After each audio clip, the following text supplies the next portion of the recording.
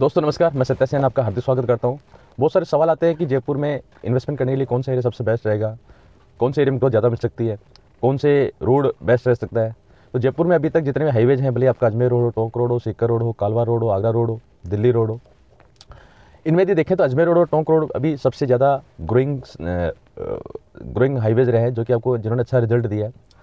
यदि मैं बात करूँ, टोंक रोड और अजमेर रोड ये एक ऐसा बेल्ट है जिस एरिया में पूरा जयपुर फ्यूचर में जितना भी जयपुर एक्शन अभी भी जो जयपुर हुआ बढ़ा है वो इसी तरह बढ़ा है। फ्यूचर में जो गवर्नमेंट का प्लान है वो भी इसी तरह जयपुर बढ़ाने का है। और जयपुर के अंदर टोंक रोड और अजमेर रोड की जो प्रॉपर्टी की रेट्स है वो नॉर्मली आम इंसान की प्रॉपर्टी की रेट से बाहर होगी। वो लोग वहाँ पे फ्लैट की प्लानिंग करते हैं, प्लॉट या इंडिपेंडेंट हाउस के लोग वहाँ पे प्लानिंग नहीं कर पाते। इसी के बीच में एक रोड आता है डिग्गी रोड, जो कि लोगों का फोकस नहीं है और उस एरिया पे रेट्स बहुत कम है। तो रेट कम होने के पीछे कारण क्या था कि कनेक्टिविटी एक सबसे बड़ा मेजर कारण होता है किसी भी एरिया में ग्रोथ होने का। टोंक रोड और अजमेर रोड का कनेक्टिविटी प्रॉपर है, तो इसकी वजह से वहाँ पे ग्रोथ ऑलरेडी वहाँ पे आ चुकी है। डिग्गी रोड पे जाने के लिए एक रास्ता था कि सांगनेर से होते जाते थे। सांगनेर एरिया में जेंट्री बहुत अच्छी नहीं है, प्लस वहाँ पे कंजस्टेड एरिया है, तो वहाँ पे ट्रैफिक की समस्या हमेशा से रही है। इसकी वजह से उस एरिया में ग्रोथ ज़्यादा दिखी नहीं, जबकि वो एयरपोर्ट के सबसे नियरेस्ट एरिया था। इसके अलावा तो अभी जयपुर में रिंग रोड बन चुका है, जो कि अजमेर रोड से आगरा रोड के बीच में बना है। अजमेर रोड से आगरा रोड की रिंग रोड बनने की वजह से यदि आप अजमेर रोड पर है और आपको यदि डिग्गी रोड पर जाना है तो आप 20 से 25 मिनट दूरी पे आप डिग्गी रोड पर पहुंच सकते हैं। और इसी तरह टोंक रोड पर है और आपको डिग्गी रोड पर भी जाना है तो 20 से 25 मिनट दूरी पर डिग्गी रोड पर पहुंच सकते हैं। तो ये एक ऐसा बेल्ट है जो दोनों के बीच में है और अब तक यहाँ पे पब्लिक पहुँच नहीं पा रही थी, लेकिन अभी कनेक्टिंग प्रॉपर होने की वजह से वहाँ पे उस एरिया में आपका कनेक्टिव प्रॉपर हो गया। दूसरा, रिंग रोड के अंदर जो डिग्गी रोड है वो 200 फीट रोड है और रिंग रोड के बाहर जो डिग्गी रोड बनेगा 300 फीट रोड बनेगा। पहले स्टेट हाईवे था, अभी नेशनल हाईवे डिक्लेयर हो चुका है। नेशनल हाईवे बनने से पहले और बनने के बाद आपने किसी भी रोड देखना, भले सीकर रोड हो, कालवा रोड हो, अजमेर रोड हो, टोंक रोड हो, एक बहुत बड़ा रेट का फर्क आता है किसी भी रोड को डिक्लेयर होने के बाद, बनने के बाद और बनने से पहले। एक बहुत बड़ा ग्रोथ का कारण होता है। तो अभी वो ग्रोथ का जो रीज़न है लोगों को मिलना बाकी है, क्योंकि वहाँ पे अब प्रॉपर्टीज़ की वैल्यू बढ़ेगी, कनेक्टिविटी प्रॉपर होगी। दूसरा, यदि मैं गवर्नमेंट का लैंड यूज़ प्लान देखता हूँ 2025 का, जो कि जेडी साइड से डाउनलोड कर सकते हैं, उसमें देखना कि अर्बन 1, अर्बन 2, अर्बन 3 तीन जोन होते हैं। अर्बन 1 वो होता है जहाँ सिटी ऑलरेडी डेवलप हो चुकी है, फैसिलिटीज़ वहाँ पे आनी है और वहाँ पे वो मतलब उस एरिया में कोई बड़ी लैंड वहाँ पे अवेलेबल नहीं है, ऑलरेडी सारी ऑलमोस्ट वहाँ पे कॉलोनी कट चुकी है, तो वहाँ पे रेट्स बहुत ज़्यादा होती है। और अर्बन 1 के अंदर कहीं भी जाओगे तो 35,000 के आसपास की प्रॉपर्टी, कहीं ना कहीं आपको 35 के आसपास आपको प्रॉपर्टी परचेज मतलब मिलती है खरीदने के हिसाब से। और थोड़ा जितना नियर शहर के पास जाओगे वहाँ पे रेट 50,000, 1 लाख, 1.5 लाख तक की रेटें हैं। रिहायशी की बात कर रहा हूँ मैं। डिग्गी रोड एक ऐसा बेल्ट है कि जो रिंग रोड के बाहर भी U1 जोन में आता है, अर्बन 1 जोन में आता है। तो अर्बन 1 जोन का बड़ा बेनिफिट बिल्डर को या एज उससे मैं बात करूँ, डेवलपर के यदि पॉइंट से बात करूँ तो बड़ा बेनिफिट क्या होता है कि छोटी कॉलोनी भी यदि 1 बीघा, 2 बीघा, 3 बीघा, 5 बीघा, 10 बीघा कितनी भी जमीन है आप जेडी अप्रूव करा के बेच सकते हो। जबकि अर्बन 2 जोन वो होता है जो कि नेक्स्ट इन्फ्लुएंसिंग एरिया होता है अर्बन 1 के, तो वहाँ पे आपको कम से कम 40 बीघा लैंड चाहिए होती है। तो 40 बीघा लैंड के लिए बड़ा बिल्डर ही उसमें जा पाता है, बड़ा डेवलपर ही वहाँ जाता है और उनको बहुत फ्यूचर प्लानिंग करनी होती है कि वहाँ पूरी कॉलोनी काटनी होती है, पूरी कॉलोनी को डेवलप करना, बेचना एक लंबा प्रोसेस होता है, जिसकी वजह से वहाँ पे बहुत ज़्यादा बिल्डर्स वहाँ पे आ नहीं पाते हैं। लेकिन अर्बन 1 के अंदर छोटे छोटे बिल्डर्स भी, जहाँ पे 1 बीघा, 2 बीघा, 3 बीघा, कुछ कोई फ्लैट का प्रोजेक्ट लेके आता है, कोई विला का प्रोजेक्ट लेके आता है, कोई प्लॉटिंग का प्रोजेक्ट लेके आता है और अपनी कॉलोनी काटना स्टार्ट करते हैं। तो बिल्डर की वजह से वहाँ पे एंड यूजर आता है और एंड यूजर आने से वहाँ पे ग्रोथ मिलती है। तो वो एक ऐसा बेल्ट है जो कि रिंग रोड के बाहर, जहाँ पे रेट अभी भी 10,000, 12,000, 15,000 में JD approved well develop colony में प्लॉट्स मिल जाते हैं। तो आम आदमी की रेंज के लिए, बिल्डर के लिए सबसे बेस्ट ऑप्शन है डिग्गी रोड वाला, वो वाला बेल्ट जो कि अर्बन 1 के अंदर आता है।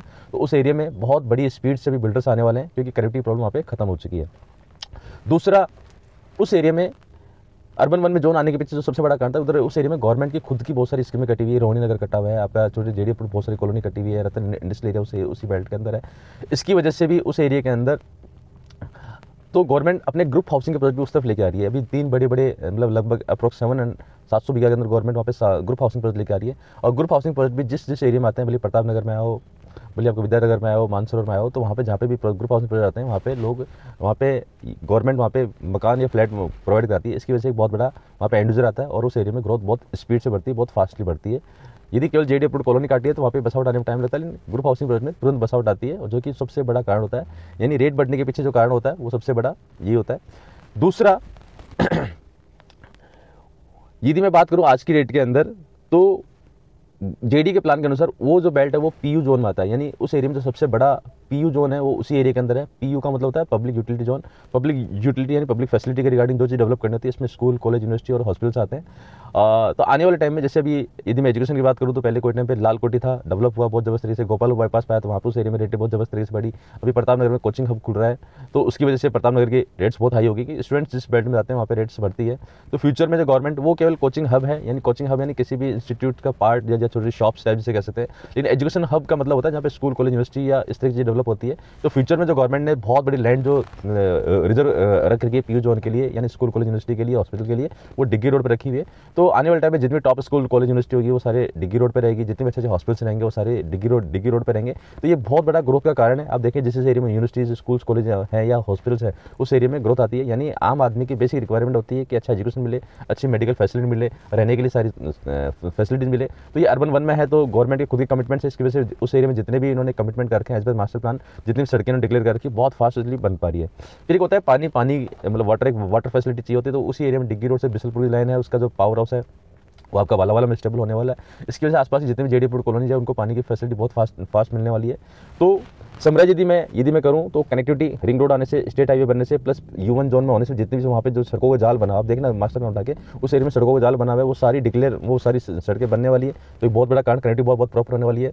दूसरा होता है एंड यूजर, यानी आम आदमी जितने बिल्डर्स हैं वो भी उसी एरिया में फोकस करेंगे, क्योंकि उस एरिया में फ्लैट विला के प्रोजेक्ट लेके आना या प्लॉटिंग के प्रोजेक्ट लेके आना बहुत आसान है। कोई भी छोटी कॉलोनी कोई भी बिल्डर वहाँ पे डेवलप करके बेच सकता है। इसके अलावा ग्रुप हाउसिंग के प्रोजेक्ट आ रहे हैं, इसकी वजह से भी वहाँ पे बहुत बड़ा ग्रोथ मिलने वाला है। तो अनएक्सपेक्टेड ग्रोथ आपको डिग्गी रोड दे सकता है। एवरेज ग्रोथ कहीं भी मिलेगी। जयपुर में आप शहर में यदि प्रॉपर्टी लेते हैं तो गज में लेते हैं, और उतने पैसे में गांव में बिगाओं में लेते हैं, लेकिन वहाँ पे केवल एवरेज ग्रोथ मिलेगी।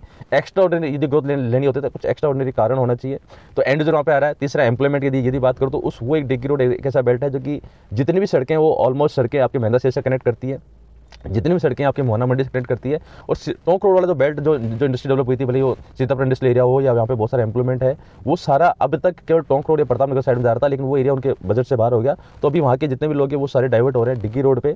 तो सीतापुर इंडस्ट्रियल एरिया का एम्प्लॉयमेंट का प्रॉफिट आपको डिग्गी रोड में मिलने वाला है। महिंद्रा सेज में जितने एम्प्लॉयमेंट आ रहा है उसका प्रॉफिट आपको यहाँ मिलने वाला है मोहना मंडी। तो एम्प्लॉयमेंट की बहुत बड़ी रेंज रही है। आने वाले टाइम में जितने टॉप स्कूल्स रहेंगे, हॉस्पिटल्स रहेंगे, वो सारे उस तरफ रहेंगे। तो ये बहुत सारे कारण हैं जिसकी वजह से आपको उस एरिया में बहुत बड़ा बेनिफिट मिल सकता है। तो दोस्तों ये मेरी ओपिनियंस है, ये मेरे थॉट्स हैं जिसकी वजह से आपको एक बेनिफिट मिल सकता है। और आप भी अगर इसमें मनन करें और भी किसी एरिया के बारे में आप कोई प्लान करना चाहते हैं या कुछ जानना चाहते हैं, जरूर बताएं। Thank you very much.